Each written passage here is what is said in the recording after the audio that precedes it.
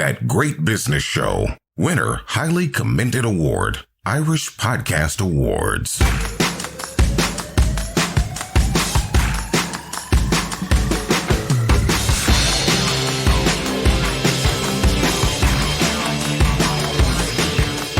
Welcome to episode 195 of That Great Business Show, home of great business tips, insights and opportunities on every episode. On episode 195, we started chatting with Paddy Meade, former deputy chairman of the worldwide Bonhams auction house, one of the biggest auction houses in the world. And if you haven't heard it, his backstory is fantastic and it's available online. Check out episode 195 because on this episode 196, Paddy has promised to tell us some of the secrets of the sales rooms, how to make money buying and selling at auctions. In business, controlling costs is essential. That includes your business fleet's fuel costs. Maxall, a family-owned business since 1920, are big supporters of That Great Business Show. Maxall fuel cards offer tailored solutions for transport fleets of all sizes, delivering efficient fuel cost management for your business at over 700 service stations nationwide. The Maxall dedicated fuel card team wants to hear from you at maxall.ie/fuel cards.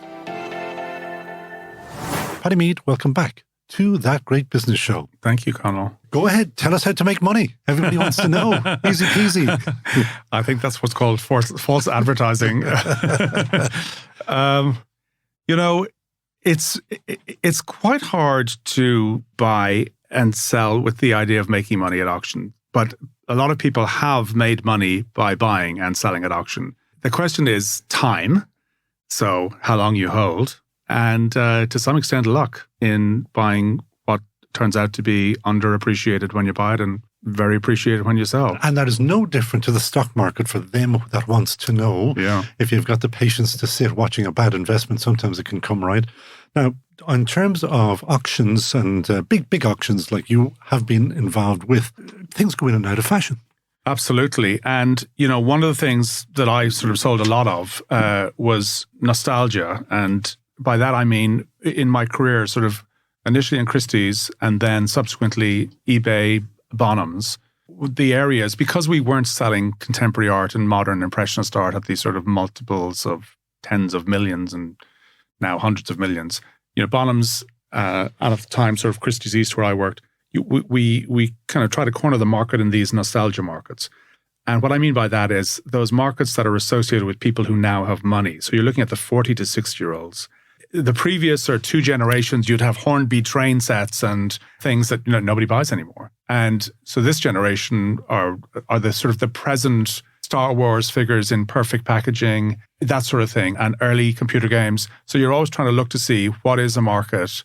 Just as I was leaving the kind of auction business, we were starting to sell a lot of kind of rap, original, like Tupac Shakur, things from Boys in the Hood, anything to do with change, seminal culture change, points where something really moves. So early rap material. And, Bonhams was selling, letters from Tupac when he was in prison. And we corner the market in early apples, Apple ones. And, not Adam's apple, no. Sorry. It was not an Adam's apple. It was long after Adam's. It was a Bonhams apple. But so the nostalgia markets, so if you were trying to kind of find a niche where one might find value, it's tried to work out what are the next cultural nostalgia areas. And who determines that? I had a woman called Helen McLendon on a good while ago, and she is in the couture business. And I'm always interested in what determines who, is it going to be a long skirt? Is it going to be in yellow? Is it going to be big sleeves or whatever? Who determines what's in fashion in auctions? Well, auction houses are the king of the secondary market. So we don't decide, we just follow. The secondary market is basically anything that's made it around a second time. So even when you get contemporary art selling in the auction world, it's contemporary art that's been through the gallery system. So as fashion makers, we are not. We are fashion followers. But we have a nose for working out when things. And the areas where you can really succeed is creating markets where there aren't markets or where nobody even knew there was a market. Well, that's a perfect segue because I wanted to, but we kind of ran out of time, talk to you about a teeny little company that you got involved in once upon a time, a tiny company called eBay. Yeah. Tell us the backstory there. So I'm in Christies in New York, and I had started to buy and sell on eBay in my own time. Just because I've always been a collector, from the days of cream. And by those who haven't heard the previous episode, he's not talking about a three-piece band. He's actually talking about a moo cow cream. And I was always sort of buying and selling. I was always collecting. And I used to buy and sell on eBay, and I'd pay for our holidays. So my wife I'd met her on a holiday back in Ireland. We dated for 2 years transatlantic. She came to New York. She arrived on Loaded down with cream from the no, long past the cream at that stage. But she arrived on I think it was the 18th of June, 1994. Do you know what that date is? That's was the World Cup. Yeah, exactly. So she arrived to live with me, and I had one ticket to a game in Meadowlands, which I gave up to meet her at the airport. That is love. Ireland versus Italy. Yeah. And so, anyway. So you're not bitter? So absolutely not. No, we're still together. So anyway, she came over and we used to, I used to use the proceeds of, and I just was fascinated by this online. I started getting involved in the online side of the auctions at Christie's and really trying to kind of work with them to develop it. And really nobody seemed that interested. It is fascinating nowadays, isn't it? I mean, it's just a given. Yeah. And yet, back then. So I was fascinated by this world, and I got approached actually by somebody who was still working at Christie's, who had a client who owned this auction house on the West Coast called Butterfield and Butterfield. It was the oldest auction house. It had been started during the gold rush, the same time as the Pony Express and Wells Fargo Bank. And it was in California. And the owner of that was a huge collector of American art. The head of the American art department said, look, they're looking for somebody to come and run this. They've sold to eBay for several $100 million. This is a small auction house in California. They're looking for somebody to run it. Would you consider? And I was intrigued. So I had actually already been interviewing with Amazon up in Seattle at the time. So I was really... When you say interviewed by Amazon, were you talking there to Bezos or... I never got to meet Bezos, but I got to very senior people. Yeah. I had 12 interviews. Oh my Jesus. I had 12 interviews with Amazon. I had 12 interviews with eBay. And were they both impressed, or all of them impressed that you got a first in Welsh in UCD? Oh, I mean, they were thrilled. I mean, literally job there and then. Welsh, yeah. First honours. First in Welsh. Out of how many? Who's counting? So I ended up interviewed by a woman called Meg Whitman. And she ran for governor of California ultimately. And she was then and probably still to this day a very important person in terms of female executives. There was her and Carly Fiorina were the two big names at that time. And so I ultimately, my 12th interview was with Meg. And what did they do for the other 11? You're just meeting people that they're the decision makers as to whether you get up another level. Okay. And so lots of interviews. And same with Christie's. When I got a job at Christie's, I had 12 interviews. So I don't know what it is about 12. Anyway, lucky number, obviously. Obviously, a lucky number. So anyway, I remember talking to her, and I'd read this book called The Innovator's Dilemma by Carlton Christensen, I think his name was, and it was about disruptive technology and how I just was fascinated. Even though I came from the art side, I was just fascinated about disruptive technology and how it can kind of like literally eat you from within. That you don't know it's over, like things like Wang computers or Gateway or names that we knew that just don't exist anymore. And I think she, I could sense that I left that interview and I had the job. And I think it was obviously at that stage, I think she was rubber stamping, but I think she liked the cut of my jib, and I got the job. And the Irish accent didn't help. No. And so you got a job working with eBay. Yeah. So I ran one of their divisions. You said they were small. So eBay had gone public. So I was literally. I got there about 3 to 4 months after they'd gone public. 1999 we're talking about, is it? Yeah. So this is August 99. I start my job. And I get a nice paycheck and I get share options and all that works. And I ask for a slightly higher salary. And they're like, you would be getting more than Meg Whitman. I go, I'm sure she's got stock options up the wazoo, And, because they didn't get great salaries, they got great stock options. So within my first 2 weeks, literally 2 weeks after I started, Yahoo made an offer to buy eBay, and it nearly sold.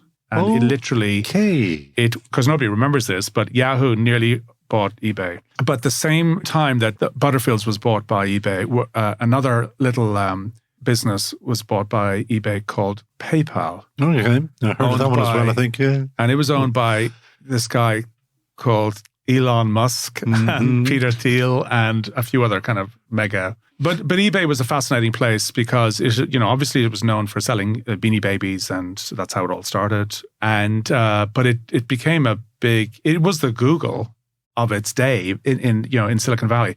But the weird thing about working in the auction business and me running a division was there was the pre-IPO and the post-IPO people. So there were so many people who were your opposite numbers and your colleagues sitting beside you, who, because they were there pre-IPO, were worth tens of millions on paper. And of course, I was there. There was 2 years where eBay owned Butterfields and then they sold out to Bonhams. And the reason they did it was because catastrophe hit with the 2002 debacle, where literally I was in San Francisco. You could not rent a U-Haul truck because they were only going one way. They were leaving and they weren't coming back. And so people forget that there was mayhem in 2002, the bubble of tech crash. The real and tech bubble crash, yeah. so many jobs, went. And the American way is overnight. Yeah, it was literally carnage. And our business capitulated. I mean, everything fell apart. Every tech company. But of course, everything was being measured in clicks but there had been so much money before that, and then it all ended like overnight. And it took a long time to come back. And what did Paddy Meade do? We had the bricks and mortar, as we call it, and that business had been around. It's arguably one of the, I was going to say the second oldest profession, but it's one of the oldest professions in the world, auctioneering. So there's going to always be a place to buy and sell. It's just the price that you're bartering. And so eBay decided to sell the auction business to Bonhams, who had been trying to get into the US in a capacity. And they saw this as a great way to do so, do it through the West Coast and buy an auction house. And how would you define the difference between Bonhams and Christies? You've worked with them both. Well, there's this adage usually used between Christies and Sotheby's that one are gentlemen trying to be auctioneers and the other are auctioneers trying to be gentlemen. And, where do Bonhams fit into that? We're just triers, I think. Neither gentlemen nor auctioneers.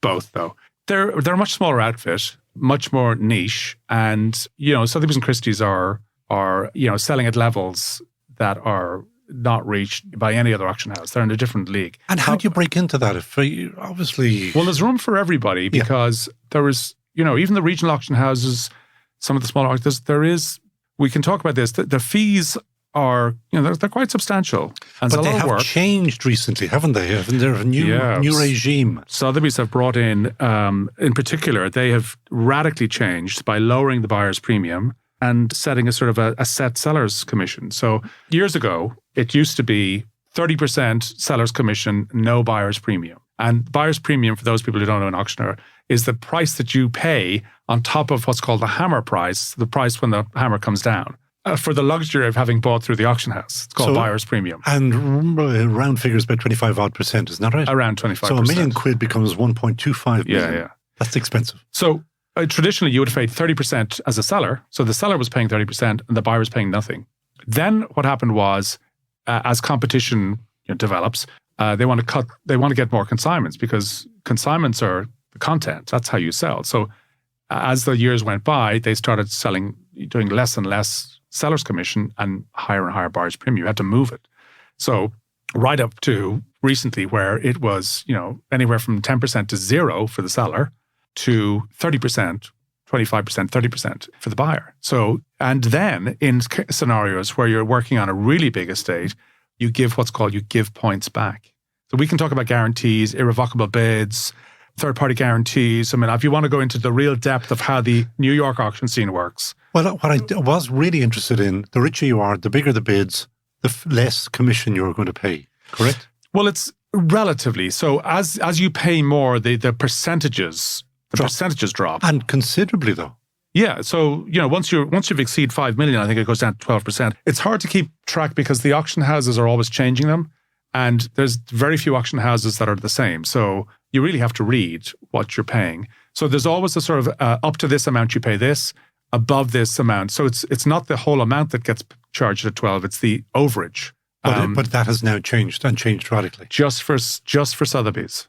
So Sotheby's are the only ones who've actually radically changed. But I presume that they're going to, well, that's a benchmark now, isn't it?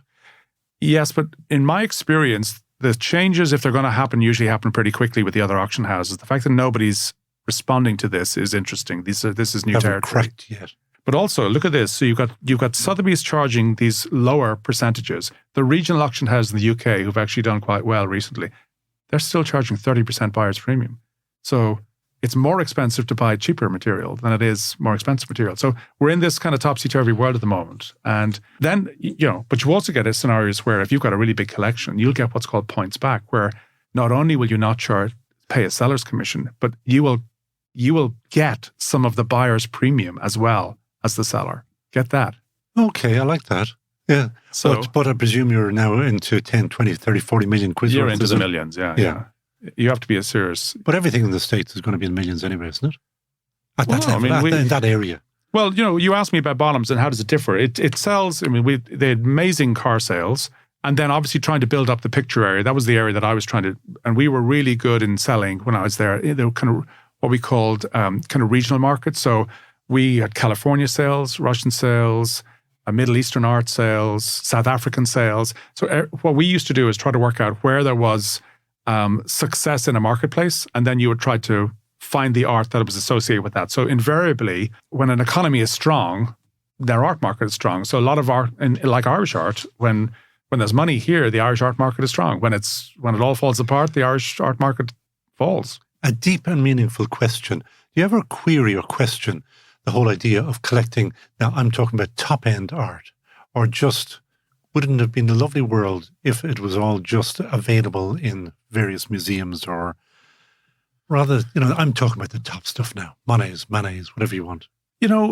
Oddly enough, it all works its way through the system. And, from a US perspective, and there's so much right or wrong, whether you agree with it or not, you can donate your collections with a taxable deduction in the States, and here I think, can't you? You can. Yeah, but it's done in a way in the States where so many art collections have been formed by people who actually did it as a tax deduction, and so they weren't true believers. They weren't art lovers. Well, they were, but no, you're getting me wrong. They start as collectors, and then when they decide they want to part with it, they give it to a museum. They donate it to a museum. And, against some other assets they have, they are able to get a tax write-off. And so, if you look at some of the great museums of America, they're private donations. So a lot of it works its way into the museums eventually. Well, I'm going to hold you there, Paddy, because we're going to take a quick break. And after that, let's spend some time advising people on what they should be buying. You're going to second-guess the future. Maxol, a family-owned business since 1920, has introduced Maxol HVO Pro, a low-carbon emissions fuel, to their network. This low-carbon emission fuel can play a key role as part of your business's sustainability strategy. Available at selected locations nationwide for fuel card customers, Maxol HVO Pro is 100% renewable biodiesel with up to 90% lower carbon emissions. It's compatible with most newer diesel engines and is recommended for fleet vehicles. Visit maxol.ie/HVO Pro for more information. De facto, the revolutionary shaving oil, changing the face of shaving. For the smoothest shave of your life, just add water. No more lathering up or cleaning up afterward. Just add a few drops of water and you're ready to go. De facto's blend of all natural oils hydrates and protects your skin. Perfect for all skin types and lasts so much longer than traditional foams or gels. De facto, a shaving revolution. Just add water. Available from selected pharmacies and from defactoshave.com. That Great Business Show. Winner, highly commended award. Irish Podcast Awards. And I'm here with Paddy Meade, who was at one stage Deputy Chair at Bonhams, the global auctioneering powerhouse, who is going to spend the next 20-odd minutes telling us what we should buy to make our future fortunes. Paddy, what would you go for? Well, it's probably easier to say what not to go for. Good for me. Go ahead. I would say that if you want to retire on your earnings, I would probably kind of stay away from brown furniture. I was actually have down as one of my little things. Brown furniture, never going to see the light of day again, is it? I love it. And there's a lot of it about. There's a lot of it about, and some of the best furniture. It's great. And if you get the right brown furniture, why would you go to an outlet to buy? Agreed, but one of the big MDF. issues, and everybody knows this, is that old brown furniture was made for big old houses, and there aren't any big old houses being built anymore. Yeah, no, it's a problem. And, a lot of pine initially, and then brown furniture made its way to the States and converted into TV cabinets and stuff, but there's only so much of it you can sell. And, you go around those flea markets in France and you see these beautiful carved armoires, same thing. So unless you can convert or change, it's a problem. But even converting, that's kind of defeating the purpose, isn't it? I mean, you are destroying. Well, I'm not saying rebuild. I'm just saying give it a different purpose than what it was intended. I mean, a lot of them are empty spaces. They're armoires, and you could put a TV in there. But I would say that, working out what will sell well, what is worth investing in, I think that I'm very careful that people shouldn't buy art for investment purposes. I've had lots of people talk to me about NFTs, about fractional ownerships. There's quite big in buying pieces. When I mean a piece of art, I mean a corner. And anybody listening, NFT, non-fungible tokens. Yeah. And it's all, in my humble estimation, it's all bull. You don't agree? I have found it very hard to get my head around NFTs. That's not to say that money can't be made from it, but it's like any Ponzi. You have to be out before the other guy. But you use the P word. It's like crypto. It's going to be around. It's not going away. But there were some hugely successful sales. Not so much last year, the year before, where Piece by Beeple made over 5 million. Haven't seen too much of the NFTs lately, but they'll be back in some different format. Damien Hirst did an attempt to give people the option of an NFT or a digital version, and I think the uptake of the NFTs was quite low. We don't know the outcome of that. So all of these are fads. But in terms of, I think if you buy quality, if you buy the best of, if you buy the blue chip of any category, and again, we're talking about the secondary market. So again, for something to have made it to auction, it has to have already been through a primary market. Now, I'm a collector, and I collect a number of things through the secondary market, and I collect a number of things through the primary market. The secondary market is, I collect, again, quirky areas, and I've brought along some quirky things here, but I collect illustration art from the golden age of illustration. So the original illustrations that were made for the books in sort of the turn of the 19th century. It's a quirky area. Now, that's very niche. To that? Is that from your, literally now, from as when you were a kid, because I know that you like Beardsley and people like that? Yeah. And is that because you saw that as a kid? Sort of. I mean, I kind of was raised on Roald Dahl and people like that. So Quentin Blake would be the illustrator. But again, it was more I came across it once and I just went down that, I sort of, like so many of my collecting areas, I just I want to know more about it. And the area it was just a sort of a period in illustration art where the best of happened. It all happened in London. So you got Danish, French, Irish, Harry Clarke, they all converge on London at the beginning of the 20th century. And these books are being churned out every year, Hans Christian Andersen's, and the interpretations of those books by these illustrators are incredible. And it happens for a 20-year period and then it's gone. The First World War basically ends it and it never happens again. And it's just what I love about it. What's really important for a collector is that there's stuff to collect. So there's no point in going after rare areas where you're going to wait for 10 years for the next one to come up. So you have to feed the passion. And so whatever area you're going to collect, you need to be able to find the stuff. And what do you do to do that? Are you sitting at home on your laptop or whatever? Yes. Hours and hours. No, but I've got pretty quick at it. So I can cover hundreds of auction houses around the world. Oh.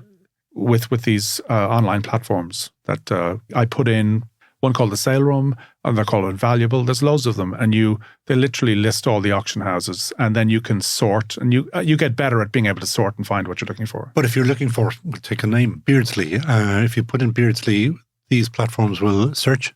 Or? Yeah, they'll search to see if they have them. Now, invariably, you'll be waiting a year for a Beardsley to come up or some other. But so in terms of, but for my business, I'm looking for lots of different things. So I'm not looking for one thing. I'm looking for hundreds of things the whole time. And so I have these words that you can put in, and they will spit back to you. Now, they get them wrong a lot of the time.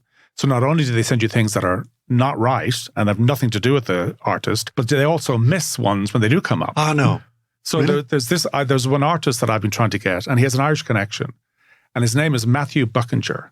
Matthew Buchinger was a 2'7" individual who lived from 1690 to 1740. So he lived about 60 years. He was born in Ansbach in Germany, but he lived most of his life in Ireland. And he was a circus performer. He had no hands and he had no legs.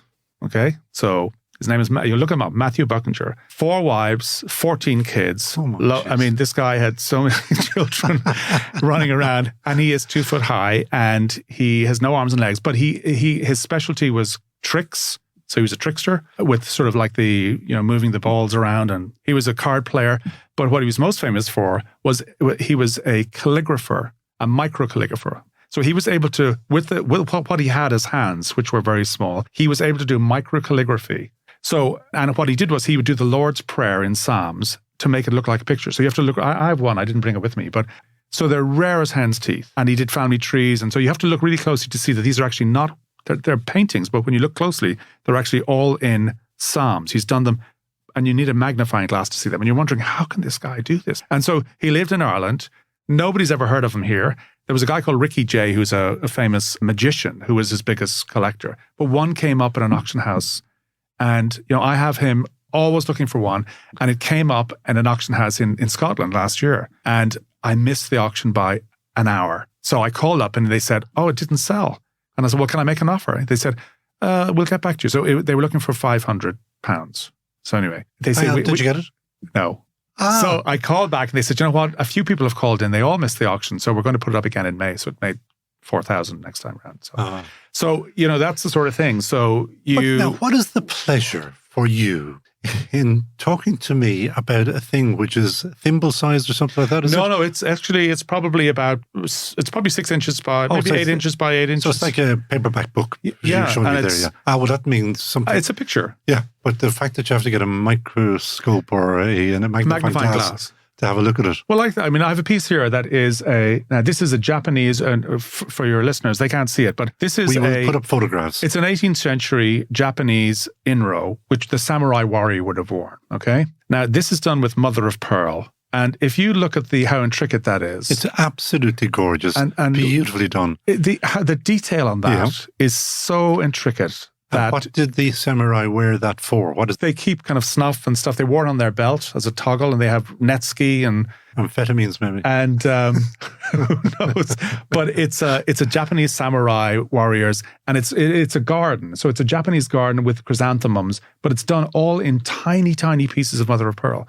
And it's like the I love items where you go, how in the name of God did somebody make this? This is a crucifix, but it's made of hair. Oh, this is the more... It's Memento Mori, yeah. But it's a Victorian thing. I love the Victorians. I think they're absolutely crazy. Yeah. But it's the sort of like... with no hair, I envy it. But it's all made of... And you touch that and you go, ugh. It's... So what attracted you to that? I just love the whole quirkiness of it. I love quirky. And I love things that... you have to show these, or you have to look at them, or do you put them into drawers and never look at them again? No, I pull them out. I actually, I'll go into my little room and I'll look and go, isn't that amazing? I love collecting, Yeah. And I don't mind selling. I mean, a lot of collectors, oh my God, they cannot sell. They collect. But I've got over that as somebody who now has a business where I buy and sell. Well, let's talk about the business, because if we don't, you'll give out to me. No. So what is the business now? I buy and sell unique pieces of art, and I advise a certain amount of people on buying and curating their collections. Now, when you say unique, strictly speaking, all pieces of art are unique. I suppose I tend to veer away from the more obvious things. I don't really deal much in Irish art. So overvalued? No, it's just, I collect some of it, but there's plenty of people doing that. So I would like, if somebody was looking for, sort of an antiquity or South Sea Islands ceremonial paddle, or a piece from Nazca, Peru, or some unusual Japanese piece, that's what I enjoy. I enjoy explaining to people, just about arts that they've, in many cases, never heard of or never knew. There's so many great pieces from around the world. One of the things about working in America is you got to see things from everywhere. And I love that. And I just enjoy things from different periods. Obviously the archaeological side of me, having worked, I love Greek and Roman antiquities. What's the oldest thing you have? Probably around 1000 BC. And what is that? I have some handles from a bronze urn, and I have another piece of carved stone, which has a crab and I'm just spacing on the name now, but it's a carved piece that's around 800 BC. And I have lots of kind of Apulian, Greek and early Roman pottery and things. You must have very large armoires. Everything in the house is, and my gallery is, I'm quite happy for people to come and wander and to feel and to touch and it's all lived in. So, when my kids were growing up, they used to pull things over and break them. So there's nothing as sacred. It's not a museum, it's a home. And when you are looking, as you're obviously looking to see the next big thing, because that's part of what you have to do. Anything big, hot, coming down the tracks in the next 2-3 years? Or is that just guesswork? In terms of what I think the next big thing is? We're still trying to make the listeners some money. I think that the art market, the secondary art market, and again, I keep calling it the secondary because it is a market where things aren't appearing. The primary market is buying directly from galleries. And I think, when I said I collect certain areas and we went down that road, I also collect contemporary design and craft by Irish makers. So when I came back here from America, I went to an exhibition of portfolio by Design and Crafts Council. And I saw these makers, these Irish makers, doing incredible things. Now, they don't have a secondary market yet. They're relying on people, your listeners, to buy in the primary market. And I think there are some great Irish makers out there who, one is Joseph Walsh, who has become, really famous in making furniture. But there's others like Sasha Sykes or Anne-Marie O'Sullivan or Susan O'Byrne, Anula O'Donovan, Joe Hogan. These are amazing makers that stand out on a sort of a world level. And some of they've won prizes at all these exhibitions. I just came back from an exhibition in London, and there's loads of Irish makers. So we really, at that level, that's primary market. So what I like about the primary market, especially for sort of the not expensive, you're dealing directly with the artist. You're helping an artist to actually have a career. And I think that's really, really important. Are they going to be the next big thing? Somebody is. If you'd bought a Joseph Walsh table 10, 20 years ago, they're making huge amounts now. So no reason why there aren't some great names out there. But in terms of art and picking the next big artist, that's a tough one. We'll keep you, we will not press you any further on that, because that's a lovely idea, is business backing makers like that. That's a lovely idea. So it's an opportunity for corporates listening to back them. Final question for this second episode of the Paddy Meade collection is, who would you secondly hire in a heartbeat? Well, I had a bit of experience since I've come back of, looking at this sort of the Irish auction scene. And there are two people, am I allowed to say two? You are. There are two people who I think really work hard. I'm not to say that others don't, but two is Morgan O'Driscoll, who runs an auction house down in Skibbereen, and George Mealy, who worked with Fonzie Mealy Auction House. They go above and beyond in terms of the service they offer and how hard they work. I think they're incredible. And I would hire them in a heartbeat. And I would love to have them on the podcast because I love this kind of chat. I'm always interested in what's going on in real terms. It's all go, let Christy know on thatgreatbusinessshow.com. That Great Business Show. De facto, the revolutionary shaving oil, changing the face of shaving. For the smoothest shave of your life, just add water. No more lathering up or cleaning up afterward. Just add a few drops of water and you're ready to go. De facto's blend of all natural oils hydrates and protects your skin. Perfect for all skin types and lasts so much longer than traditional foams or gels. De facto, a shaving revolution. Just add water. Available from selected pharmacies and from defactoshave.com.